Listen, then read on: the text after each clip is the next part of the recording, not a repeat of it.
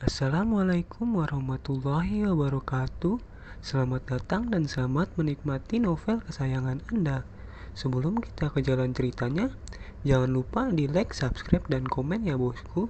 Terima kasih. Bab 3623 sampai bab 3624. Armada keluarga kerajaan Nordik berpacu di jalan raya larut malam. Pesawat konsort siap lepas landas, dan bisa lepas landas segera setelah Yechen tiba di bandara. Pada saat ini, pukul 1 dini hari dalam waktu Eropa Utara dan pukul 7 pagi dalam waktu Yanqing. Jika berjalan dengan baik, Yechen akan tiba di Yanjing pada siang hari. Dan setelah mendarat, dia akan pergi ke Gunung Yeling sesegera mungkin untuk berurusan dengan anggota anggunan keluarga Ye yang melarikan diri. Di dalam mobil, Helena duduk di samping Yechen. Pada saat ini, Helena beberapa kusut jauh di dalam hatinya. Dia kadang-kadang menatap Yechen, kadang-kadang di malam Nordik di luar jendela. Kadang-kadang bibirnya ditekan ringan, dan kadang-kadang dia tidak bisa menahan diri untuk menggigit dengan putihnya gigi bibir. Setelah ragu-ragu, lagi dan lagi, dia akhirnya berbicara dengan lembut. Tuan Ye, pada kenyataannya, Eropa Utara terlalu kecil dibandingkan dengan Cina. Populasinya bahkan tidak lebih dari sepertiga dari kota Yanjing. Yechen tersenyum berkata, kecil agak terlalu kecil, tapi itu akan segera menjadi rajamu. Kamu masih sangat muda. Kamu akan memiliki setidaknya 50 tahun pemerintahan di masa depan. 50 tahun, kamu dapat melakukannya terlalu banyak. Masih ada lagi, masih layak untuk dinanti-nantikan. Helena tersenyum pahit dan berkata dengan serius, Tuan Ye, mari kita beritahu Anda sebenarnya saya tidak tertarik pada tahta. Setelah itu, dia menatap Yechen dan berkata dengan mata merah, Tuan Ye, pada kenyataannya, harapan terbesar saya bukanlah untuk mewarisi tahta, tetapi untuk memberi ibu saya kehidupan yang stabil. Anda mengasingkan Olivia ke luar negeri. Keselamatan ibu saya sudah terjamin. Tidak masalah bagiku apakah aku menjadi ratu atau tidak. Yechen berkata dengan sedikit terkejut, kamu akan mewarisi Datong dalam 3 hari. Mengapa kamu tiba-tiba mundur saat ini? Helena mengatupkan mulutnya dan terdiam lama dengan canggung. Kemudian dia menggigit kepalanya dan berkata, Tuan Ye, saya pikir saya mungkin tidak bisa memainkan peran ratu. Untuk menjadi seorang ratu, ada terlalu banyak pengorbanan, kompromi, dan terlalu banyak, dan aku bukan tipe Olivia yang bisa kejam. Yechen berpikir bahwa Helena hanya gugup, jadi dia menghiburnya. Menjadi seorang ratu secara alami tidak semudah itu, tetapi tidak sesulit yang Anda pikirkan. Lagi pula, untuk Eropa Utara, makna simbolis Anda jauh lebih besar daripada aturan yang sebenarnya.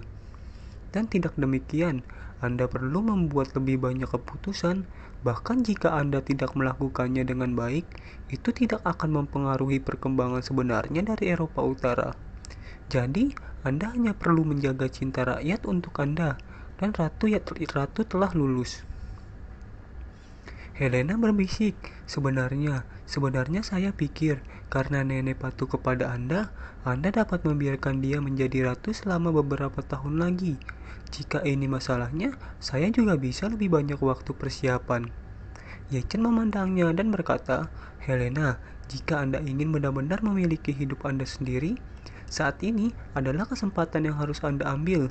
Anda tidak dapat beradaptasi untuk saat ini, tetapi itu hanya transisi. Jika Anda bisa bahkan untuk mengatasi transisi ini, lalu ketika Anda menghadapi musuh lain seperti Olivia di masa depan, bagaimana Anda harus menghadapinya? Helena terdiam saat ini. Alasan mengapa dia mundur saat ini adalah karena tim semakin dekat ke bandara dan pemisahan antara dia dan Yechen semakin dekat dan dekat. Semakin ini terjadi, semakin jelas dia bisa yakin bahwa dia tidak ingin mengucapkan selamat tinggal kepada Ye Chen. Dia tidak ingin persimpangan kehidupan dengan Ye Chen berakhir di sini. Ini seperti dua garis lurus yang berpotongan, kecuali bahwa mereka berpotongan di satu-satunya titik persimpangan dan kemudian mereka pergi semakin jauh. Dia ingin garis lurus takdirnya sendiri berubah arah di titik persimpangan di mana dia bertemu Ye Chen. Yang terbaik adalah memulai dari titik ini dan memulai garis lurus Ye Chen dengan erat. Sehingga kehidupan masa depan Ye Chen akan menjadi milik seseorang, perusahaan sendiri. Namun, ucapan seperti ini terus tersangkut di tenggorokannya, dan dia ingin mengatakannya beberapa kali, tetapi dia memaksakannya untuk menutup. Bukannya dia tidak berani mengaku pada Ye Chen, tapi dia takut ditolak oleh Ye Chen. Jika ketegangan ini kita simpan, setidaknya ada secercah harapan yang bisa kita nantikan di masa depan. Ye Chen tidak tahu alasan sebenarnya pengunduran dirinya. Dia memandang Helena dan berkata dengan perasaan, "Sebenarnya saya sama seperti Anda sekarang lebih dari setahun yang lalu. Saya berada di titik terendah dalam hidup saya pada saat itu. Keluarga Ye tiba-tiba datang kepada saya dan bertanya beri saya grup dengan nilai pasar 100 miliar. Dan pada saat yang sama memberi saya 10 miliar tunai. Saat itu, saya juga tersentak." Helena mengangguk pelan dan berkata dengan lembut, "Aku mendengar Ye Feng membicarakannya. Dia marah setiap kali dia menyebut ini." "Ya," Ye Chen tersenyum ringan. "Dia pasti sangat marah. Kalau tidak, dia tidak akan memusuhiku." Helena memandang Ye Chen dan bertanya, "Tuan Ye, bagaimana Anda meyakinkan diri sendiri untuk menerima hadiah dari keluarga Ye ini?" Ye Chen menertawakan dirinya sendiri. "Saya tidak punya uang pada saat itu. Penyelamat sedang menunggu uang untuk menyembuhkan penyakitnya. Istri saya telah dipermalukan oleh orang lain dalam keluarga. Bahkan jika saya memiliki ambisi anak laki-laki miskin, kenyataannya tidak izinkan aku menolak." Setelah berbicara, Ye Chen menghela nafas dan berkata dengan emosi, "Saya pikir bahkan jika itu bukan untuk diri saya sendiri, bahkan jika itu untuk penyelamat dan istri saya, juga akan menerima hadiah dari keluarga Ye. Jadi saya mengambil alih rumah, grup menggunakan 10 miliar uang tunai keluarga Ye untuk membayar biaya pengobatan kepada penyelamat. Dan kemudian langkah demi langkah hingga hari ini, dan saya dapat memilikinya hari ini berkat hadiah dari keluarga Ye." Helena berkata dengan sungguh-sungguh, "Tuan Ye, keluarga Ye hanya memberi Anda kelompok dan uang tunai 10 miliar. Tetapi kekuatan Anda saat ini jauh melampaui kemampuan aset Anda. Jadi saya pikir, apakah Anda memiliki keluarga Ye atau tidak, Anda bisa berhasil dengan hadiah ini." "Itu belum tentu benar." Ye Chen menggelengkan kepalanya dan berkata dengan sungguh-sungguh, "Helena, takdir terkadang sangat ajaib dan halus. Meskipun saya tidak dapat melihat bagaimana takdir itu ada, maka saya merasa bahwa nasib semua orang di dunia ini adalah terkait erat. Dan itulah yang disebut yang menggerakkan seluruh tubuh." Setelah berbicara, Ye Chen berkata lagi, "Pernahkah Anda memikirkannya? Keputusan sepele yang biasanya Anda buat dapat mengubah hidup diri Anda sendiri atau orang lain secara halus." Helena berkata dengan kosong, "Tuan Ye, saya tidak tahu banyak tentang nasib dan nasib."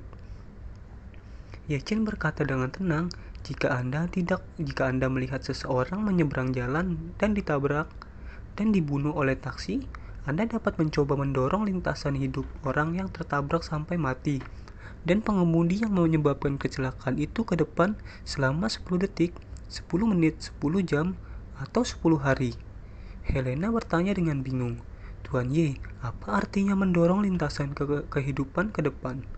Ye Chen berkata dengan tenang, "Itulah yang mereka berdua lakukan sebelum insiden itu." Setelah jeda, Ye Chen berkata lagi, "Mungkin 10 detik sebelum kecelakaan, Anda melewati pinggir jalan, pengemudi tertarik dengan kecantikan Anda. Jadi dia terganggu dan itu menyebabkan kecelakaan itu. Mungkin juga 10 menit yang lalu, Anda naik taksi dengan orang lain, dan pengemudi memilih untuk parkir di depan Anda karena dia melihat Anda terlihat lebih cantik. Dan setelah Anda masuk ke dalam mobil, biarkan dia mengemudikan mobilnya sampai insiden itu terjadi di dekat tanah. Itu sebabnya dia mengalami kecelakaan mobil itu. Mungkin juga 10 jam yang lalu Anda mengunggah video Anda di platform pendek. Teman pejalan kaki ini melihatnya dan meneruskan video itu kepadanya. Setelah membacanya, dia pikir Anda sangat cantik. Jadi dia pikir dia telah memikirkanmu. Bahkan ketika dia sedang menyeberang jalan, dia masih memikirkan video pendekmu yang menyebabkan dia terganggu dan terbunuh oleh sebuah mobil. Berbicara tentang ini, Ye Chen mengangkat bahu dan berkata, "Ini adalah takdir yang saya katakan, tetapi situasi sebenarnya mungkin jauh lebih rumit daripada yang saya katakan. Misalnya, saya menyita uang keluarga Ye saat itu. Saya tidak akan pernah mampu membeli BMW untuk istri saya. Jika saya tidak membeli itu, ayah mertua saya tidak akan mengambil mobil itu. Jika dia tidak mengambil mobil itu, dia tidak akan biarkan saya menjadi pemiliknya supir. Izinkan saya mengantarkannya untuk melihat vas antik yang mahal." Berbicara tentang ini, Ye Chen menggelengkan kepalanya dan tersenyum. Secara alami menghilangkan isi dan mendapatkan 9 kitab suci surgawi yang mendalam. Secara kebetulan di Jikintang dan melanjutkan, "Tanpa ini, Anda dan saya tidak akan pernah memiliki persimpangan dalam hidup ini. Biarkan sendirian, tidak mungkin duduk di mobil yang sama saat ini." Menurutnya, takdir begitu ajaib. Semuanya mempengaruhi satu sama lain dalam kegelapan, dan tidak ada yang tahu bagaimana salah satu keputusan mereka akan mempengaruhi masa depan mereka sendiri. Helena secara alami tidak mengerti hubungan di balik kata-kata Ye Chen. Dia berkata dengan kosong, "Tuan Ye, saya tidak mengerti. Mengapa Anda harus mengasosiasikan nasib Anda dengan mobil BMW atau bahkan vas antik?" Ye Chen tersenyum sedikit dan berkata, "Kamu hanya perlu tahu bahwa jika kita tidak memiliki mobil BMW itu, dan jika kita tidak memiliki vas antik itu, kita tidak akan saling mengenal dalam kehidupan ini." Helena bingung tetapi memandang Ye Chen sedikit malu dan mengumpulkan keberanian untuk bertanya kepadanya, "Tuan Ye, masing-masing dari 3 analogi Anda baru saja menyebabkan kecelakaan mobil. Karena penampilan saya, apakah Anda benar-benar berpikir aku cantik?" Ye Chen tidak banyak berpikir dan berkata dengan santai, "Ini sangat indah. Tidak peduli dari estetika orang barat atau timur, kamu harus dianggap sangat cantik." Helena menoleh ke samping dan menatap Ye Chen dengan cermat. Matanya yang besar dipenuhi ombak di malam hari, dan dia mengumpulkan keberanian untuk bertanya dengan lembut, "Tuan Ye, jika Anda berpikir saya benar-benar cantik, kalau begitu, maukah menciumku?"